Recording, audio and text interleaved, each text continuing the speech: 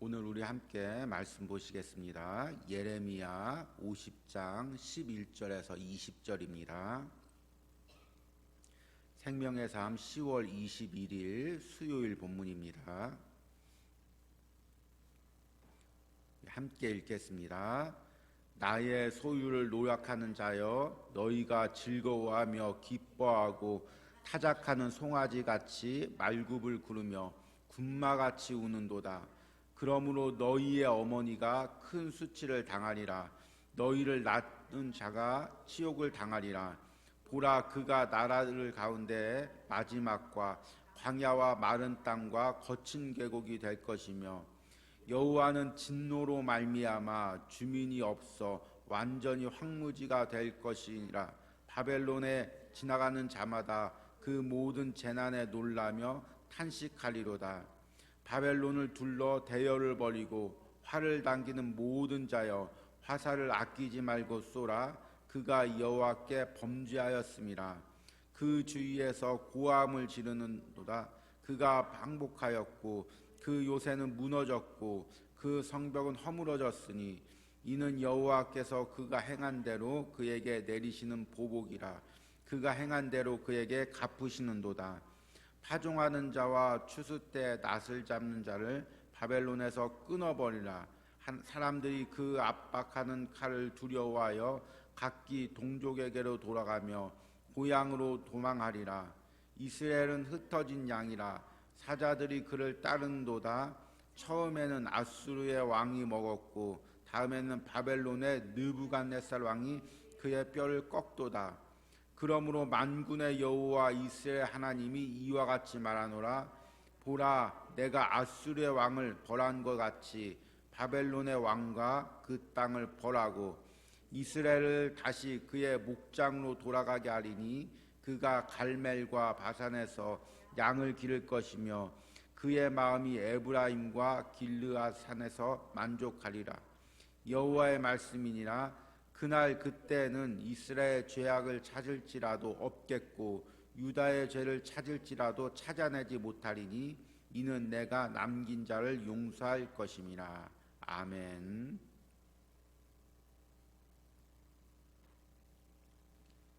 우리가 이제 계속 예레미야서를 묵상하다 보면은 이 유다 백성들이 되게 무기력하게 보입니다.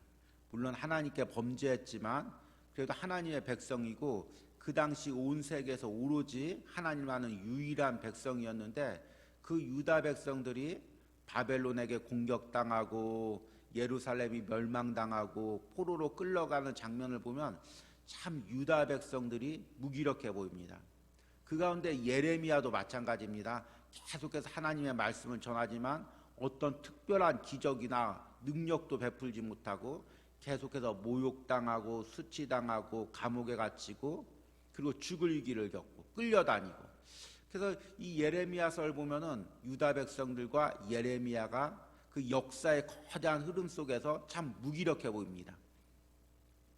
반면에 이 바벨론이라는 거대한 나라, 그리고 그 바벨론의 통치자 느부갓네살 왕은 너무나 대단해 보입니다. 갈그미스에서 당시 최강인 애국 군대를 격파하고 거침없이 남하에서 유다와 여러 나라들을 복속시키고 애국까지 그 세력을 끼치는 장면을 보면 이 모든 예레미야서의 주인공이 마치 바벨론 같고 느부갓네살 왕 같습니다. 그런데 반전이 있습니다. 예레미야서가 이렇게 흘러가다가 이제 50장, 어제 읽은 50장부터 51장까지 바벨론에 대한 철저한 멸망을 선포합니다. 그들이 얼마나 낮아질 것이고 얼마나 수치를 당할 것이고 유다 백성들이 당했던 그 모욕과 수치보다 더 큰 패망과 멸망을 당할 것을 예언합니다. 반면에 하나님의 백성인 유다 백성들은 하나님께서 회복시켜 주시고, 오늘 말씀 보니까 다시금 예루살렘에서 살게 할 때 죄를 찾을지라도 없을 정도로 완전하게 용서해 주시는 회복을 이야기합니다. 그러니까 이 모든 역사의 거대한 흐름의 주인공은 결국에 누구냐면 하나님이시고, 그 하나님께서 만드시는 그 모든 역사에서 실제적으로 하나님의 관심은 누구에게 있냐면 유다 백성들에게 있다는 것입니다.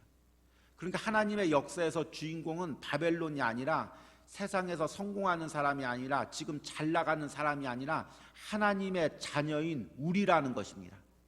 이것을 꼭 기억하시기 바랍니다. 이 코로나 시대에 우리 그리스도인들이 무기력해 보입니다. 교회가 무기력해 보입니다. 세상이 모든 것을 잡고 있는 것 같고 코로나라는 거대한 물결이 세상을 다 휩쓰는 것 같습니다. 그런데 이 모든 하나님께서 역사를 만드시면서 그 주인공은 누구냐면 하나님의 자녀들이라는 것입니다. 이 모든 것을 하나님의 자녀들을 훈련시키기 위해서 만드신 것이라는 것입니다. 마치 바벨론이 일어나고 여러 나라가 흥망성쇠를 겪을 때 그 모든 것이 유다 백성을 훈련시키는 것처럼 지금 하나님의 관심은 우리에게 있고 지금 우리를 훈련시키고 있다는 것입니다. 이것을 깨달으면 고난이 있을지라도 이런 핍박이 있을지라도 내가 때로는 실패할지라도 하나님 앞에서 내가 다시금 일어설 수 있는 것입니다. 소망을 가질 수가 있는 것입니다. 오늘 말씀에 바로 그 반전이 나옵니다. 11절 보니까 나의 소유는 이제 이스라엘 백성이고 유다 백성입니다. 나의 소유를 노략하는 자여 너희가 즐거워하며 기뻐하고 타작하는 송아지같이 발굽을 구르며 군마같이 우는도다. 나의 소유는 이스라엘 백성이고 타작하는 송아지는 바벨론을 의미합니다. 그러니까 하나님께서 마치 이 비유는 어떤 이미지를 연상하냐면 추수 때 이제 나랄들을 갖다가 그 열매들을 송아지를 통해서 소를 통해서 이제 타작을 하게 합니다. 그러면 그 소가 어떻게 해야 됩니까? 조심스럽게 그 열매들 알곡들을 밟지 않도록 이제 그 타작을 해야 됩니다. 그런데 오늘 말씀을 보니까 그 소가 너무 신나서 자신의 힘에 너무 도취돼서 자기가 지금 타작하는 거에 너무 흥분해서 보니까 즐거워하고 기뻐하고 말굽을 구르며 군마같이 우는도다. 타작마당의 송아지가 군마같이 울면 안 되죠. 그 말굽으로 모든 걸 짓밟으면 안 되죠. 그런데 이 바벨론이 자신의 힘에 도취해서 하나님이 나의 백성, 나의 소유 이스라엘 백성들이 지금 잠시 나를 떠났으니까 바벨론아 네가 가서 잠시 이들을 훈련시켜라.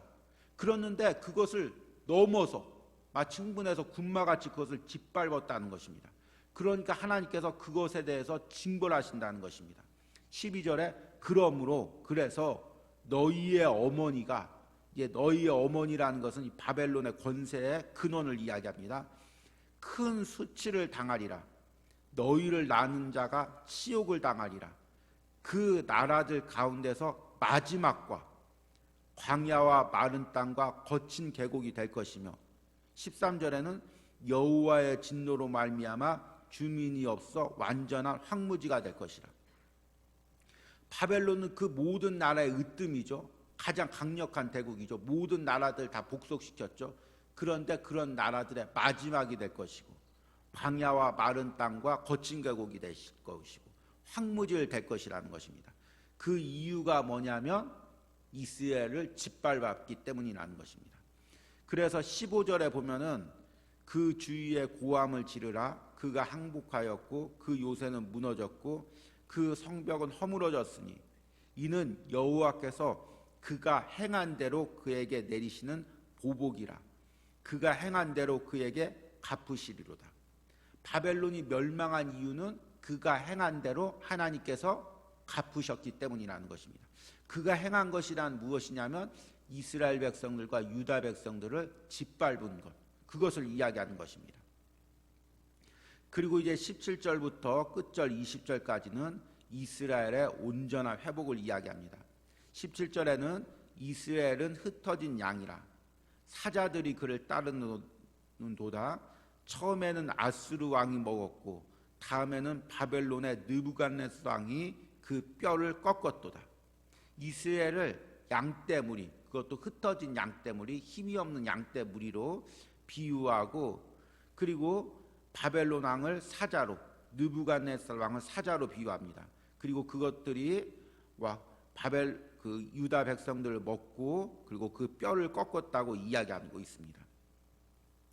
여러분 그 다큐멘터리 같은 거 보면은, 밀림에 대한 다큐멘터리 같은 걸 보면은 사자들이 연약한 짐승들을 잡아먹습니다.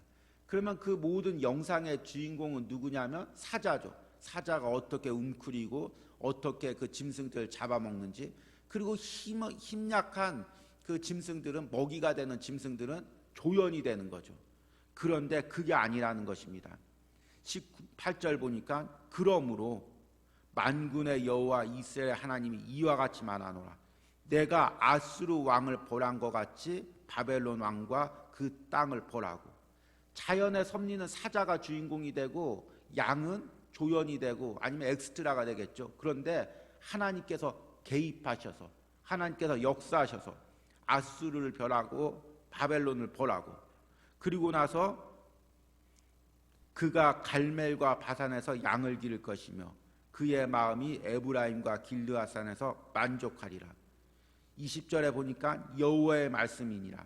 그날에, 그때는, 하나님이 회복시키는 그때는 이스라엘의 죄악을 찾을지라도 없겠고 유다의 죄를 찾을지라도 찾아내지 못하리니 이는 내가 남긴 자를 용서할 것임이라.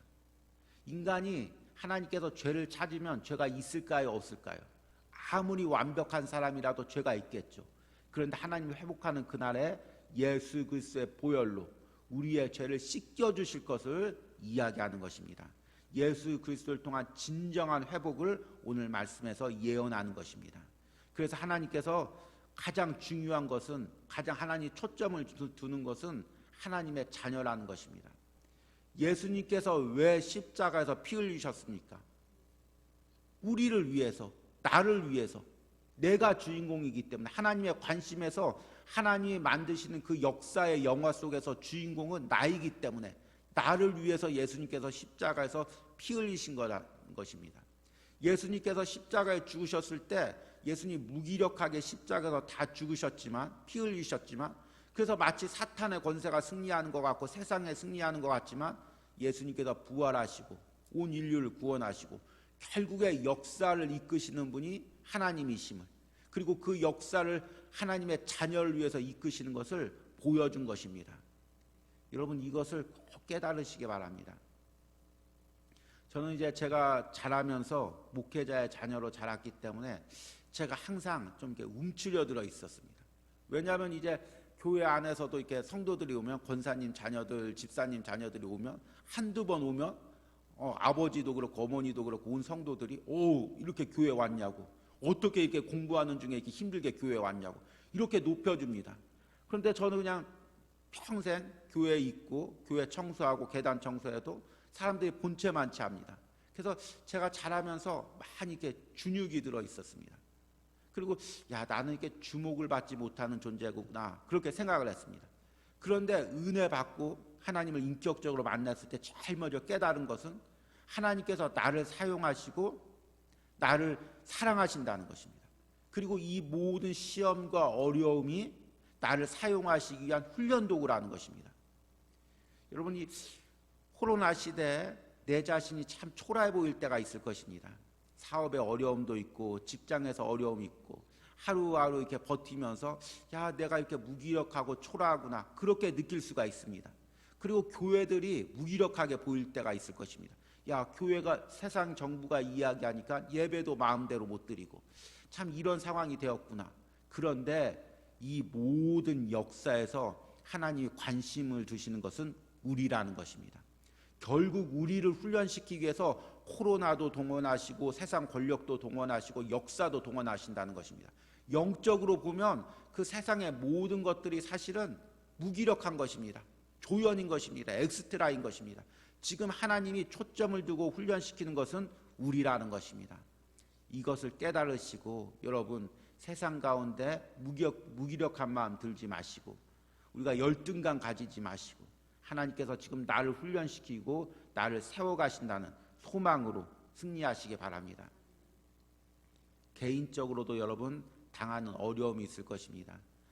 또 물질적으로 가정 환경 가운데서, 주변 환경 가운데서 어려움을 당할 때 이 모든 것을 지금 하나님이 재료로 삼으셔서 나를 훈련시키고 있다. 오늘 하루도 여러분이 세상과의 관계에서 세상 사람들한테 핍박당하고 조롱당하면 저 사람을 통해서 지금 나를 훈련시키고 있다.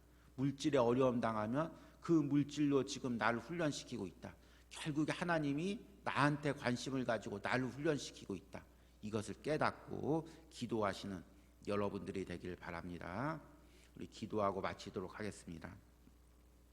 하나님, 바벨론이라는 나라가 일어나고 그 나라가 온 세상을 뒤엎고 역사의 주인공이 되는 것처럼 보이지만 사실은 하나님이 주관하는 그 모든 역사의 주인공은 하나님의 자녀이고 하나님의 백성임을 깨닫습니다. 그 거대한 백성도 하나님의 자녀를 훈련시키기 위해서 하나님께서 잠시 세웠다가 하나님께서 망하게 하시는 것이고, 또 하나님 그 모든 역사의 흐름도 하나님께서 당신의 자녀들을 훈련시키기 위하여 주관하고 있음을 깨닫습니다. 그리고 우리가 영적인 눈을 들어서 이 시대를 바라봅니다. 코로나라는 그 무시무시한 질병과 그로 인한 그 모든 역사의 소용돌이가 결국에 하나님의 자녀들 위하여 하나님이 하시는 일임을 깨닫습니다. 이 역사의 소용돌이 속에서 내가 어떻게 하나님의 자녀로 세워질지 그것을 기대하게 하시고 그것을 꿈꾸는 우리 성도님들 되게 하여 주시옵소서. 개인적인 어려움이 있을 때마다 그 어려움과 환경에 좌절하지 말게 하시고 그 모든 것을 동원하시는 이도 하나님임을 영적인 눈을 들어 깨닫고 기도하는 우리 성도들 될 수 있도록 함께하여 주시옵소서. 오늘도 복잡한 이 세상 속에서 모든 순간에 말씀으로 생각하고 행동함으로 주님의 말씀이 얼마나 크고 놀라운지를 깨닫는 은혜의 체험을 할 수 있도록 기도하며 붙잡는 저희를 인도하여 주시옵소서. 하나님, 우리 사랑하는 집사님 부부 오늘 말씀처럼 이 모든 역사와 이 모든 상황과 때로는 이해될 수 없는 그 모든 환경까지도 하나님이 역사심을 깨닫게 하시고 하나님 손에 꼭 붙들려 있음을 깨닫는 하루가 될 수 있도록 함께하여 주시옵소서. 시련을 통해 하나님께서는 저를 더 견고하게 하실 것임을 믿사오니 오직 하나님만 의지하게 하여 주시옵소서. 오늘 말씀처럼 하나님 사랑하는 자매에게 주신 이 모든 시련이 결국에는 하나님의 자녀를 견고게 하는 훈련의 과정임을 깨닫게 하시고 영적인 눈으로 하나님이 나를 사랑하시고 나를 꼭 붙들어 계시고 하나님의 주인공은 나임을 깨닫는 그런 은혜가 있게 하여 주시옵소서. 이름 없이 드린 손길 가운데 하나님 그 모든 상황과 어두운 상황 가운데서 하나님을 바라보고 하나님이 내 인생과 가정들과 자녀들 꼭 붙들고 있음을 깨닫는 은혜를 허락하여 주시옵소서. 오늘 이 새벽에 성전에서 기도하는 심령들 가운데 각자의 자리에서 기도하는 심령 가운데 하나님 만나주시고 영적인 눈을 열어주시고 하나님이 지금 나를 붙들고 계시고 나를 통해서 일하고 계심을 깨닫고 오늘 이 새벽에 하나님 주신 소망과 희망과 비전과 꿈으로 기도할 수 있는 이 새벽이 될 수 있도록 함께하여 주시옵소서. 예수님의 이름으로 기도했습니다. 아멘.